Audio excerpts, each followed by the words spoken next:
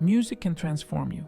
It can make you fly into the depths of your soul to find yourself and make you discover your originality, the colors that define you uniquely from every other person. It is not a matter of talent, but of authenticity. Just as a butterfly's wings mirror each other, so too can your music resonate to the core only if it reflects who you really are. This is the path I have been following all my life. And that is why I have created a composition that, in each of its elements, embodies a butterfly, in symmetry of form and harmony, as a symbol of rebirth and inner and musical discovery. In the previous episode, my composition ended with a hand gesture reminiscent of a butterfly's flight. This shape of the fingers on the piano is based on bilateral symmetry, the same symmetry we share with most living creatures, and from which what I called butterfly chords were born. In fact, in the first episode I had introduced the sigma chord, a 5-note chord that contains all possible intervals except one, the tritone, and I had chosen to call it zygote, because it contains the maximum amount of musical information in the smallest number of notes, just as a zygote cell contains in its DNA the potential of a whole life. Now, to compose the beginning of this new piece, I used a sigma chord for each wing of the butterfly, breaking it down, however, into 2 smaller chords. These chords are the only ones that encompass all the possible distances between the 7 notes of a natural scale and consist of 4 notes. So I decided to call them epsilon chords, because the epsilon Lyrae star system consists of 4 stars rotating in balance with each other. This new segment of my musical composition is built entirely with this type of chords, of which I explored the 4 natural versions and their symmetrical reflections. For the rhythm, I chose to construct an arpeggio in 5/4 time, inspired by the 5 notes of the sigma chord, from which everything originated in the previous episode. Then I overdubbed the various instruments following the shape of a butterfly, so that the second half of the piece would be a mirror image of the first, like the wings of a butterfly. Guitars, bass lines, themes, harmonies. Everything in the second half is the same as in the first, but played in reverse. Anyway, I decided that one element should continue in a linear way and not be reflected backwards, the butterfly chords. They too are repeated in a mirror image fashion in the second half.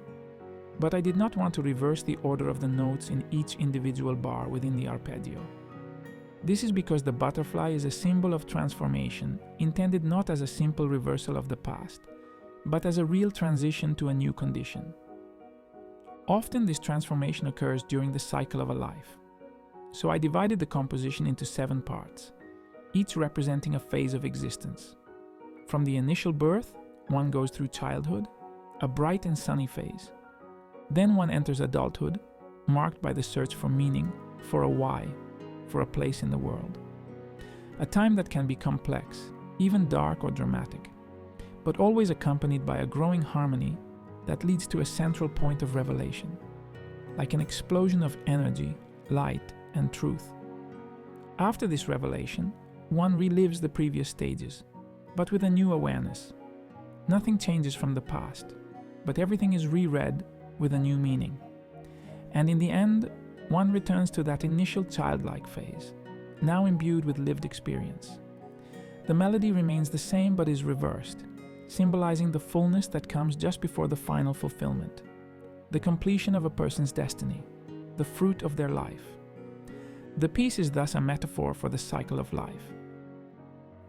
To reinforce the idea of symmetry, I made sure that the central bar, the mirror bar, so to speak, was number 77. Also, the total duration of the piece is 5 minutes and 25 seconds, which, when written in square characters, takes the form of 2 opposing and identical butterflies, one embedded in the other. Butterflies are masters in the art of mimicry. For example, many butterflies display patterns that mimic the eyes of larger animals so as to scare off predators when they open their wings. And just as a butterfly can fool predators with an optical illusion, people too sometimes hide their vulnerabilities behind masks. But I believe that beyond this camouflage lies a deep desire for authenticity, an impulse to show one's true colors when the moment is right. And so butterflies teach me that beauty lies not only in the ability to camouflage, but also in the confidence to spread our wings and reveal our splendor. To symbolize this mimesis, I varied the volume of the piano and guitar accompaniment, so that one continuously blended into the other, just like a butterfly blending into its surroundings. And your music can follow the path of authenticity or that of mimesis.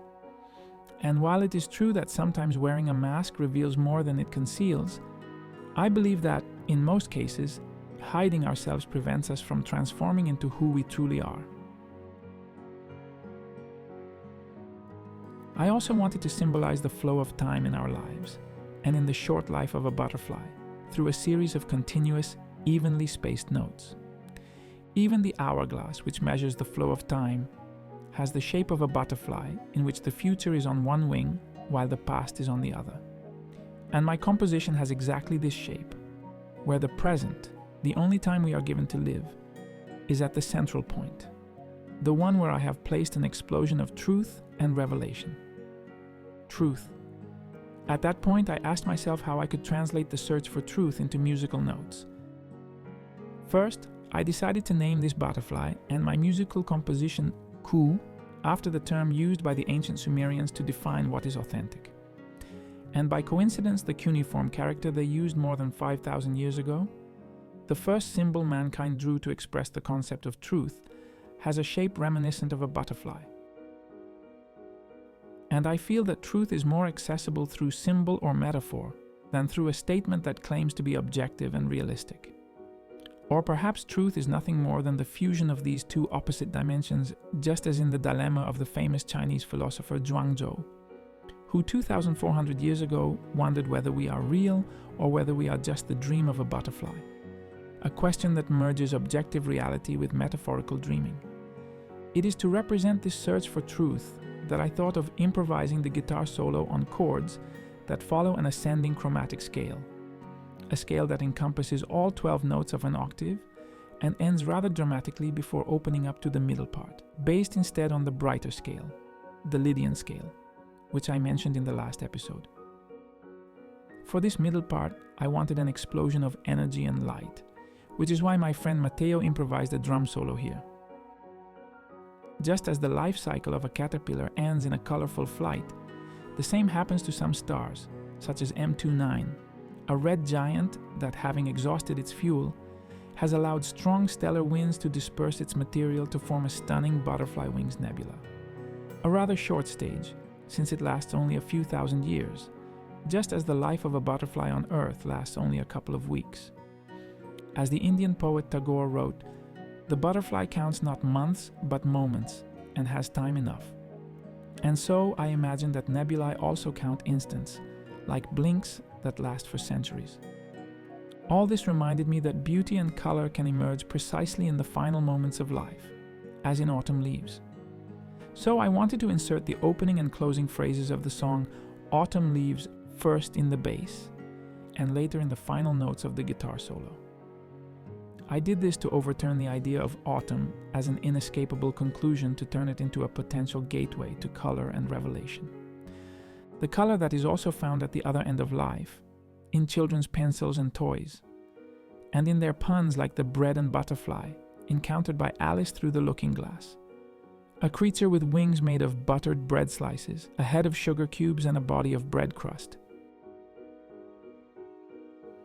In the middle part, I have included a special musical object that I derived from a famous scientific experiment from the 1960s. That experiment measures the dissonance we perceive when listening to two musical notes, starting from two identical sounds and going up to the distance of an octave. However, since two notes an octave apart are perceived as being equal, I thought of transforming that curve by averaging between the equivalent distances, what musicians call interval inversion, and arrange them on a polar graph. The result was a butterfly-shaped curve of dissonance, whose wings I made flap by playing all 12 notes except the tritone. Because, as I explained in the previous episode, the tritone represents our humanity, and I believe that we can catch only distant glimmers of this central revelation, symbolized by the butterfly. We remain outsiders to it, and do not fully understand it. But perhaps the most valuable lesson I learned from butterflies was that their color actually depends on us. In fact, many of them owe their shimmering colors not to pigments, but to a phenomenon known as a structural color. That is, to the way light interacts with the structure of the tiny scales on their wings. Their basic color thus changes depending on the direction of the light and the angle at which we view them. The same way it happens when we see a rainbow on soap bubbles, even though they are completely transparent. Similarly, our perception of life can also change depending on the perspective from which we view it.